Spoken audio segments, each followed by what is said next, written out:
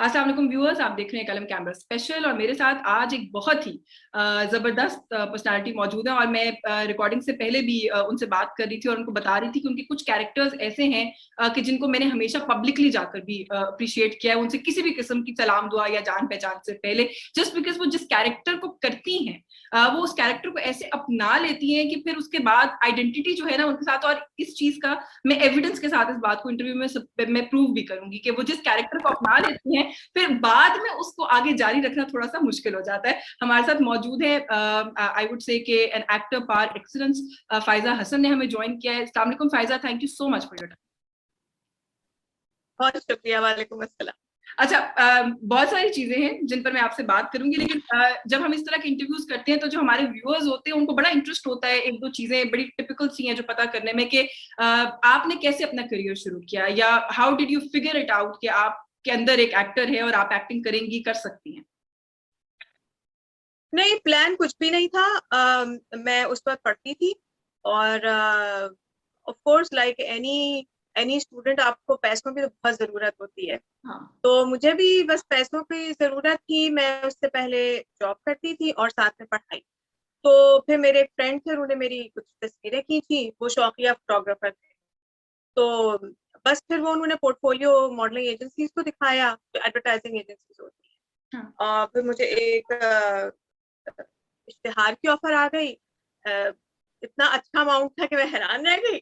सही है, यही काम सही है, यही कर लेते हैं। हाँ। तो और फिर पढ़ाई के साथ वो बड़ा आसान होता है काम, मॉडलिंग वगैरह ना ये। तो मैंने कई साल तक कमर्शियल्स करती थी मैं। I was not very fit for जो स्टिल शूट्स होते हैं कपड़ों के या रैम्प, क्योंकि ना मेरा कद था ना मेरी फिजिक उस तरह की थी, लेकिन कमर्शियल्स मुझे मिल जाते थे। तो कई साल मैंने कमर्शियल्स किए। अच्छे खासे पैसे होते थे, पढ़ाई भी होती रहती थी। फिर आई थिंक 2-3 साल बाद मुझे फिर ड्रामों की ऑफर हुई। तो एंड आई जस्ट थॉट चलो करके देखते हैं क्या है, लेट्स सी। हाँ। एक होता है ना क्यूरियोसिटी, तो बस वो किया। फिर वो एक के बाद एक होता रहा। और देन आपने आई थिंक अपना पहला प्ले पीटीवी के लिए किया था। उससे पहले मैंने 2-3 सिटकॉम किए सिटकॉम्स। और मुझे बिल्कुल उनमें मुझे बिल्कुल मजा नहीं आ रहा था और मेरा कोई इरादा नहीं एक्टिंग करने का। फिर वो एक पीटीवी का सीरियल था, साहिल की तमन्ना, वो मुझे ऑफर हुआ, वो मैंने किया। उसके बाद फिर मुझे सकीना सम्मो ने अप्रोच किया वजूद लारेब के लिए। That was the main lead, जो कि अदनान सिद्दीकी और रैशी के साथ था। सही है, बस उसके बाद फिर आई थिंक फिर रास्ते खुलते चले गए। फिर सुल्ताना सिद्दीकी, एंजलीन मलिक, इन सब ने मुझे बहुत अच्छे प्रोजेक्ट्स दिए और I am very thankful to them.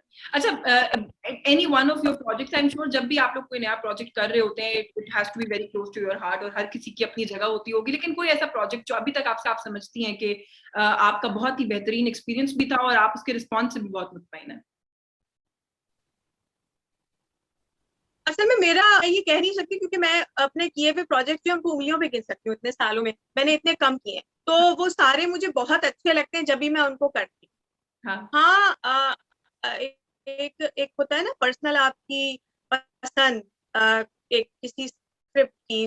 तो वो मुझे एक मैंने सीरियल किया था ला हासिल, हम टीवी के लिए था, एंजलीन मलिक ने उसे डायरेक्ट किया था। तो उसकी मुझे कहानी बहुत अच्छी लगी। हम्म। पूरे ड्रामे की, मुझे अपना किरदार नहीं, पूरे ड्रामे की कहानी बहुत अच्छी लगी थी। तो वो ऐसा है ड्रामा कि मैं एज ए व्यूअर उसको दोबारा देखना भी चाहूँ। अच्छा, वेन बाकी यू से सारे मैंने उंगलियों पे मैं गिन सकती हूँ बहुत थोड़े क्योंकि प्रोजेक्ट्स किए, तो उसकी रीजन क्या है? यू आर वेरी मैंने किए तो चूजी। मेरे सारे नहीं, you are very choosy when it comes to work, या मेरी आपका कोई शेड्यूल है? नहीं, अब तो खैर अब तो बहुत कुछ देखना पड़ता है, लेकिन जब मेरी शादी नहीं हुई थी उस वक्त भी मुझे ये था कि अगर मुझे स्क्रिप्ट अच्छा लगेगा, कि मुझे वो नहीं था कि मुझे जो पसंद आया वो मैं करूँगी, वरना आराम से और भी बहुत काम थे मुझे जिंदगी में करने हाँ हाँ हाँ, तो जो अच्छा लगता था सिर्फ वो वाला काम जो है वो आप करती थी। तो अच्छा लगने का मेयार अगेन क्या है? आप अपने कैरेक्टर को देखती हैं, आप ओवरऑल प्लॉट देखती हैं, स्क्रिप्ट देखती हैं। ये सवाल इसलिए पूछती हूँ कि मैं इसके बाद एक लीडिंग क्वेश्चन भी पूछूंगी कि आज आपसे कि आजकल जो क्वालिटी ऑफ स्क्रिप्ट है पाकिस्तानी इंटरटेनमेंट इंडस्ट्री में, मुतमईन आप उससे, आप समझती हैं अच्छा स्क्रिप्ट लिखा जा रहा है? पहला सवाल क्या था आपका? पहला सवाल ये था कि आप कैसे चूज करती हैं, मतलब स्क्रिप्ट देखती हैं, अपने कैरेक्टर को देखती हैं, ओवरऑल प्लॉट देखती हैं? मैं बिल्कुल मैं अपना किरदार बिल्कुल देखती हूँ। मैं हमेशा पूरा स्क्रिप्ट पढ़ती हूँ। आजकल अक्सर एक्चुअली कई सालों से ऐसा ऑफर होता है कि कहा जाता है कि हम आपको आपके सीन्स भिजवाएं, और मैं हमेशा उनको ये कहती हूँ नहीं, मुझे सिर्फ मेरे सीन्स नहीं भिजवाएं, मुझे आप पूरा स्क्रिप्ट भिजवाएं, मैं पूरा स्क्रिप्ट पढ़ूंगी। उससे ये फायदा होता है कि मुझे अंदाजा हो जाता है कि मेरा किरदार कहाँ खड़ा है पूरे स्क्रिप्ट, हाँ, और फिर मैं तय करती हूँ कि हाँ मुझे ये करना चाहिए कि नहीं। मेरी प्रायोरिटी ये होती है कि जो मेरा किरदार है वो भले से मरकजी ना हो, कोई मसला नहीं, लेकिन पूरी जो ड्रामे की कहानी है वो मेरे किरदार के गिर्द घूमनी चाहिए, या मेरा किरदार उस ड्रामे की पूरी कहानी को लेकर, हाँ, भले से वो मरकजी ना हो, it doesn't it matter. Doesn't that matter, is my criteria. Stand out करना चाहिए बाकी सारी बिल्कुल अच्छा, बिल्कुल। आपने बहुत सारे डिफरेंट जॉनर्स किए, मैंने देखा आपने टेलीफिल्म्स भी काफी की हैं, मतलब out of the entire lot of work that you have done, dramas of course आपने किए हैं, फिर आपने सिनेमा भी, लोड वेडिंग, और उसमें भी एक बड़ा जबरदस्त आपका कैरेक्टर जो मैं शुरू में भी कह रही थी कि उसको भी मैंने जाके पब्लिकली अप्रिशिएट किया था कि you actually stood out in the movie. तो अगर मैं कंपैरिजन करने के लिए कहूँ कि out of these three things that you have done, आपके ख्याल में ज्यादा आपके लिए अच्छा एक्सपीरियंस कौन सा था? काम, वर्कलोड या वर्क बर्डन की बात की जाए तो film is the easiest for me अभी हाँ, तक सो फार, क्योंकि फिल्म में काम बहुत कम होता है हाँ, और बहुत फोकस होते हैं आप, और बहुत कम काम होता है compare to drama, specially serial. Of course. Serial में बहुत ज्यादा काम होता हम्म। है। टेली फिल्म्स मुझे जाती तौर पे बहुत पसंद थी, अनफॉर्चुनेटली अब बनना ऑलमोस्ट बंद हो गई हैं। उसमें ये होता था कि 5 से 7 दिन तक आपका बहुत फोकस होता था स्क्रिप्ट पे, किरदार पे, तो आप बिल्कुल उसमें फोकस होके उस पर काम करते थे। 5 से 7 दिन बाद वो खत्म हो जाता था। तो मुझे टेलीफिल्म बहुत पसंद थी। फिल्म में काम बहुत कम है इसलिए मुझे बड़ा पसंद है। इसलिए बड़ा मजा आया। बेबी बाजी आप कैसे डिफाइन करेंगी बेबी बाजी को? बड़ी मशहूर हुई थी। I don't know, खुद ही हो गया। मुझे जब मुझे जब स्क्रिप्ट ऑफर किया गया था नबील कुरैशी ने, तो मैं बहुत कंसर्न। उसकी वजह ये थी कि मैं पहली दफा फिल्म कर, हाँ, और मैं कोई भी ऐसी फिल्म नहीं करना चाहती थी कि जिसमें बस आप एक साइड पे खड़े में, हाँ, मुझे उससे पहले कई फिल्म ऑफर हुई थी, लेकिन वो मैंने सब मना कर दी थी, क्योंकि वो ऐसे ही था कि बस 4 सीन का वो है कैरेक्टर, और बस आप खड़े हुए हैं या हाँ हूँ बस कर लिया, तो वो मुझे नहीं करना था। तो जब इन्होंने मुझे कहा, तो एक तो मैं थोड़ा सा उसमें भी थी प्रेशर में, क्योंकि ऑफ कोर्स फिजा और नबील की टीम बहुत स्ट्रांग है, उनका बहुत नाम है। हाँ। मुझे ये था कि मैं इतनी बड़ी एक फिल्म करूँ, इतने बड़े लोगों के साथ करूँ, और उसमें मैं इतनी सी नजर आऊँ, तो वो नहीं होगा। अच्छा, तो बेबी बाजी के कैरेक्टर की हम बात कर रहे थे, आपने कहा कि वो खुद से हो गया, लेकिन अगेन जैसे आपने कहा ना कि मरकजी किरदार ना हो लेकिन फिर भी फिल्म इर्द गिर्द घूमे, या ड्रामा या प्लॉट इर्द गिर्द, तो वो आपने उसको अपने इर्द गिर्द घुमा लिया, जो हमने देखा अपनी परफॉर्मेंस से और उससे। लेकिन नहीं, मैंने मैंने घुमाया तो आई थिंक ऐसे ही था। ऐसा ही था। अच्छा, लेकिन मैं एक जगह पे कहीं आपका कोई इंटरव्यू या कोई कमेंट पढ़ रही थी जिसमें आपने शायद अपना एक पॉइंट ऑफ व्यू दिया हुआ था कि टिपिकल तरह के कुछ किरदार हैं जो अब आपको ऑफर होना शुरू हो गए हैं और आप उस मोनोटनी से आप कुछ थोड़ा सा उकताने लग गई हैं। तो थोड़ा सा इसके बारे में मैं चाहती हूँ कि मतलब किस तरह से आप समझती हैं कि टिपिकल है जो कैरेक्टर्स आपको ऑफर होते हैं? ये बड़ा मसला होता है, मेरे साथ तो बहुत ज्यादा होता है। मुझे याद है मैंने जब किया था वंस रोड की नीलोफर, हम्म। उसके बाद पता नहीं कितने साल तक मुझे उसी तरह के किरदार ऑफर होते रहे, और मैं मना करती रही। फिर कहीं जाकर आई थिंक कोई 4-5 साल बाद मुझे एक सीरियल ऑफर हुआ था, हमने। हम्म। वो मैंने फौरन इसलिए कर लिया था कि चलो एक मेरे ऊपर से वो छाप हट जाएगी। हाँ, अब इसी तरह मुझे अब मेरे साथ ये हुआ है नंद के बाद, कि मुझे उसी तरह के फिर ऑफर हो रहे हैं। हाँ। I don't know how much time it will take to get rid of that image, पता नहीं, मगर हमारे यहाँ बड़ा मसला है ये। अच्छा, तो ये जो वैसे बात आप कर रही हैं ना कि टिपिकल कैरेक्टर और एक छाप लग जाती है, मैंने अभी जितने भी अभी तक इंटरव्यू किए हैं इस प्लेटफॉर्म से, सारे एक्टर्स तकरीबन अभी तक यही कंप्लेन कर रहे हैं कि हम पर एक छाप लग गई है, एक टिपिकल उसके साथ हमें एसोसिएट कर दिया गया है और हमें उसके अलावा मौका नहीं मिलता कि हम कुछ और जो है चीज उसको ट्राई कर सकें। अच्छा, नंद पर आ जाते हैं। मैं प्रोग्राम से रिकॉर्डिंग से पहले भी आपसे बात करी थी नंद के बारे में कि आपने नंद के ऊपर एक डिबेट छेड़ दी, और मेरे पास बहुत सारे ऐसे सोशल मीडिया प्लेटफॉर्म्स हैं जहाँ पे बहुत सारी खवातीन हैं जो कि इंटरटेनमेंट और ड्रामा और इस तरह की चीजों को फॉलो करती हैं, और एक पोलराइजेशन थी क्लियर आधे लोग आपके हक में थे कि ऐसे ही होते हैं दुनिया में लोग, और आधे लोग आपके खिलाफ थे कि जी बहुत नेगेटिविटी फैला दिया फायजा हसन ने, इतना नेगेटिव भी कोई नहीं होता। तो आप कैसे देखती हैं सबसे पहले तो अपने उस कैरेक्टर को, जब आपको स्क्रिप्ट ऑफर हुआ था तो दिल में कहीं ये डर आया था कि ये बहुत ही मेरे साथ कोई नेगेटिव चीज एसोसिएट हो जाएगी? नहीं, डर तो क्या, ख्याल भी नहीं आया, ख्याल भी बिल्कुल नहीं भी नहीं था।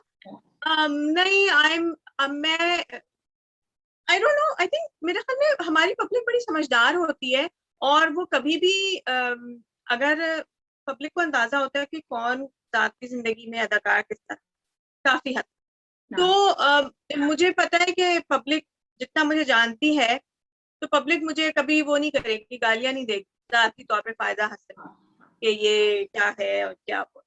किरदार का जहाँ तक ताल्लुक है, ऑफ कोर्स वो किरदार था ही ऐसा, तो उसको अगर लोग गालियां दे रहे हैं वो भी सही है। वो शायद अगर लोग सक्सेस है, नहीं, because that is what it was अगर सपोज्ड टू बी। हाँ, और अगर वो उसकी कपड़े मेकअप एंजॉय कर रहे हैं, उसकी एक्टिंग या उसका कमीनापन एंजॉय कर रहे हैं, एंटरटेन हो रहे हैं, दैट इज ऑल्सो ओके। तो मुझे उससे कोई मसला नहीं था। बस मुझे ये है कि जब मैं कर रही थी, लकीली ड्रामा जिस पर बन रहा था उसके कुछ अर्से बाद ही वो ऑन एयर होना शुरू हो गया। तो इन अ वे इट अच्छा ही हुआ कि वो साथ साथ ऑन एयर हो रहा था ना, तो मुझे अंदाजा होने लगा कि फीडबैक क्या है, मुझे किस हद तक जाना है, क्या करना है। तो आई रियलाइज के डायरेक्टर का भी उसमें बहुत हाथ है। हम सबको लगा कि we have to make this character very ruthless, और आई थिंक मैंने कोशिश तो की जितना रूथलेस हो सकते हो जाए। नहीं, लेकिन और रूथलेस होते होते और इतना क्या कहना चाहिए, प्रोमिनेंट होते होते फिर छोड़ क्यों दिया बीच में? क्योंकि बड़ी लोगों को शिकायत, और मैं आपको बताऊं कि मैंने इस बारे में रोना धोना देखा है कि अब तो इस ड्रामे को देखने की कोई तुक ही नहीं बाकी बची है, क्योंकि Faiza has left the drama. ये एक्चुअली ये मैंने बिल्कुल नहीं सोचा जो ये हुआ। और मजे की बात ये है कि मैं अभी दिसंबर जनवरी में पाकिस्तान में थी, तो जब वो दूसरी नंद आई तो मैं समझी थी कि चलो अब तो ना खत्म हो गया, बस लाइफ गोज ऑन, अब वो दूसरी आ गई, अब तवज्जो उधर चली जाएगी। मगर आई स्टिल रिमेम्बर जब वो दूसरी एक्ट्रेस की एंट्री हुई, तो जो मेरा इंस्टाग्राम अकाउंट जो बजना शुरू हुआ है और जो मैसेजेस, और वो मैंने कहा क्या मुसीबत हो गई। यानी मैं समझी थी कि इट्स ओवर, बट ऐसा हुआ नहीं हुआ। थोड़ा नहीं था। बात यह है कि मेरा जहां तक एग्रीमेंट था उस ड्रामे के हवाले से, वो मैंने पूरा कर दिया था। उसके बाद देखें, चैनल की, प्रोड्यूसर्स की अपनी मर्जी होती है, अदाकार की अपनी मर्जी होती है। बिल्कुल। बाज़ औक़ात 3-4 ये सब जो लोग हैं, इनकी मर्जी एक जैसी नहीं हो सकती, तो वो चीजें फिर बदल जाती हैं, and this is what happened. अच्छा, मतलब इट वाज नथिंग, मतलब इस तरह का कुछ नहीं था, it was just a professional decision कि you couldn't carry on with it. हाँ हाँ, यही था।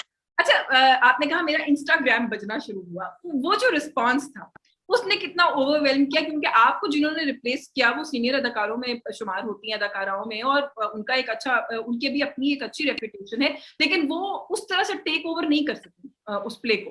तो वो उसको किस तरह से फिर आप, मतलब आपके लिए एज एन एक्ट्रेस वो कैसी फीलिंग है? नहीं, देखिए, मैंने तो जो करना था काम करके दे दिया था। अब वो बाकी लोगों की जिम्मेदारी थी कि उसको किस तरह उन्होंने लेकर चल।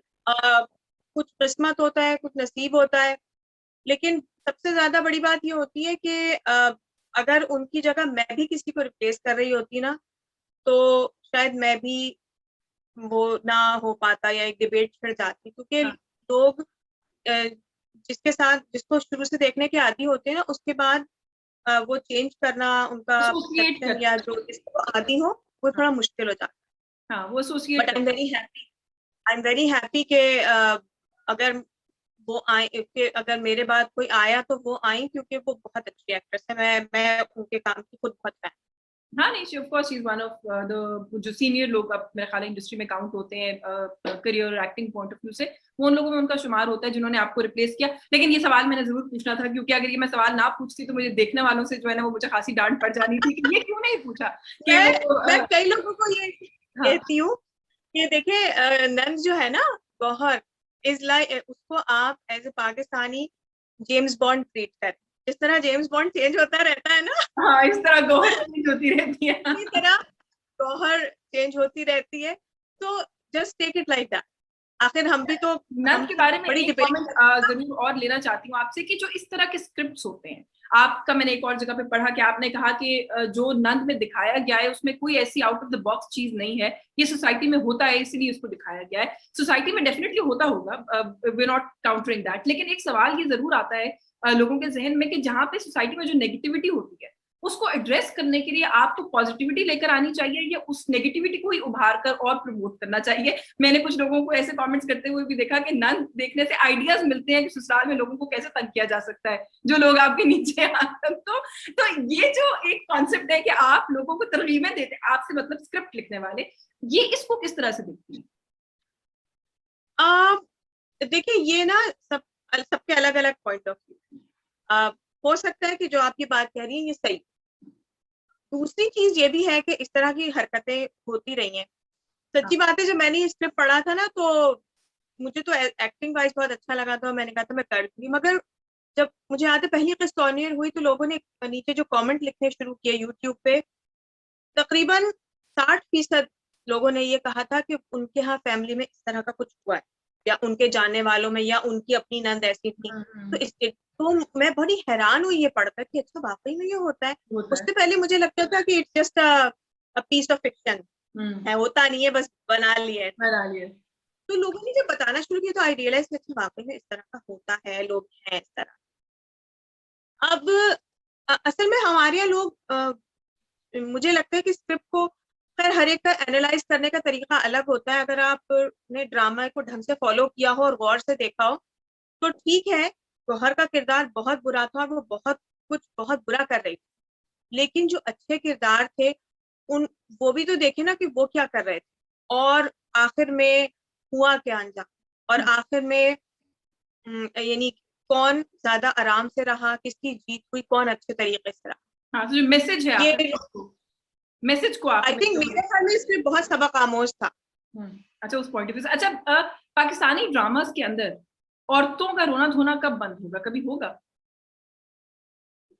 आई थिंक हमारे औरतों को खुद भी बहुत शौक है रोने धोने वाले ड्रामे देखने का। अब देखें, यहाँ पर एक बात आ जाती है, जो मेरा किरदार था वो रोता धोता नहीं था। हाँ, ठीक है, हाँ, वो रुलाता था। हाँ रुला देता था, लेकिन वो खुद नहीं रोता था।